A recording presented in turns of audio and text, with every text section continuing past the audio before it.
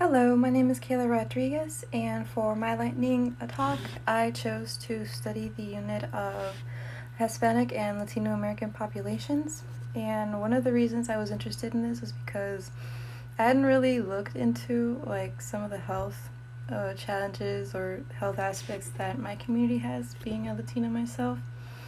For the most part, my family and I grew up in Texas, and I guess we're always, in Latino communities or in Latino neighborhoods. So I guess maybe to me it may seem a little bit like normal. Some of the maybe factors, both religious and cultural, that influence the way we approach healthcare. But seeing, the different kinds of approaches and beliefs and practices of different cultures, within health, it has been pretty interesting to see how my culture differs and some of the unique aspects that characterize it. And that's what I'm going to be talking about today. As we learned from this unit, according to the 2013 Census Bureau, there are roughly around 54 million Hispanics living in the United States, 16% of which are make up the whole U.S. population. In 2012, Hispanic subgroups were mainly composed of 64.3% Mexican, 14.9% Central South American, 9.4% Puerto Rican, and 3.7% Cuban.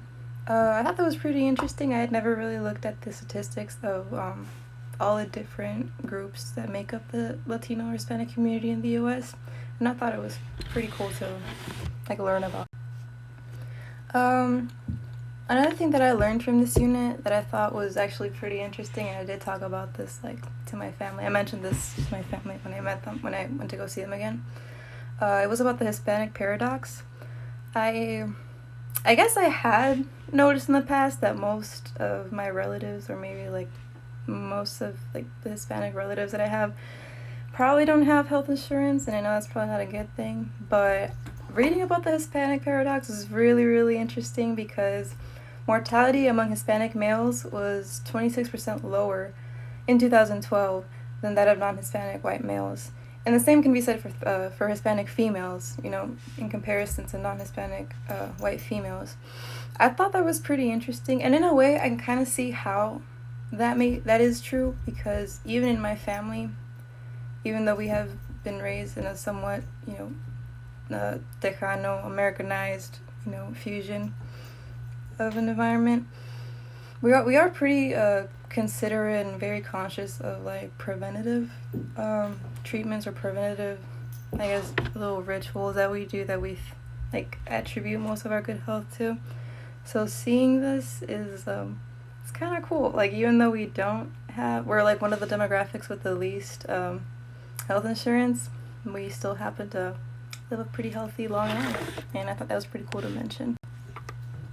Despite that pretty cool fact about the Hispanic paradox in regards to our health, I did notice, and this is also because I have family in Mexico, and I've also been able to kind of observe a little bit.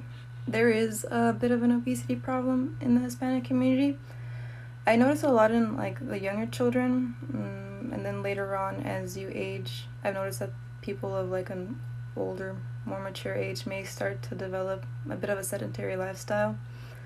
I never really thought it was about our food, and one of the questions I had was, is our food really that bad? Is our traditional cuisine and dishes, are those helpful? Because I know we had a lot of carbs and we had a lot of legumes and a lot of peppers that we use and spices, but after reading this unit about also our diets, we don't have very many leafy greens. We don't have a lot of, I guess, vegetation or green vegetation that we don't fry or we don't overly cook. But overall, I think it is safe to say that we do have a relatively healthy diet, and not because I think we're all vegetarians or anything, but that's definitely not the case. But we do tend to include a lot of green vegetables. We use a lot of cactus, or at least for Mexican dishes, we use a lot of cactus. We use spinach. We use bell peppers, we use all those sorts of things. But in contrast to like other diets and other, I guess, culinary preferences, we could do better. But it did answer my question as to how bad is our how good is the nutritional value, I guess, of our everyday meals that you would typically find in a household, a Hispanic household. And another cool fact that I'm just gonna throw out there, if you look at section 1.14 of this unit where it was talking about nutrition and diet, it also says that Spanish-speaking households have more healthful diets than those who speak English as a primary language. And I don't know, reading that kind of did brighten up my day, because even though we do like our fried tacos and our fried many things, and we like to throw in a lot of fat and throw in a lot of cheese on our stuff, we still happen to have one of the lowest, or one of the best, like, quality health life and life expectancies in the U.S. compared to that of white non-Hispanics. So that was my lightning talk. I really enjoyed the semester, and I really enjoyed I guess learning about my own culture in this sense, or this area or this sector of my personal heritage or culture. And I really appreciate it.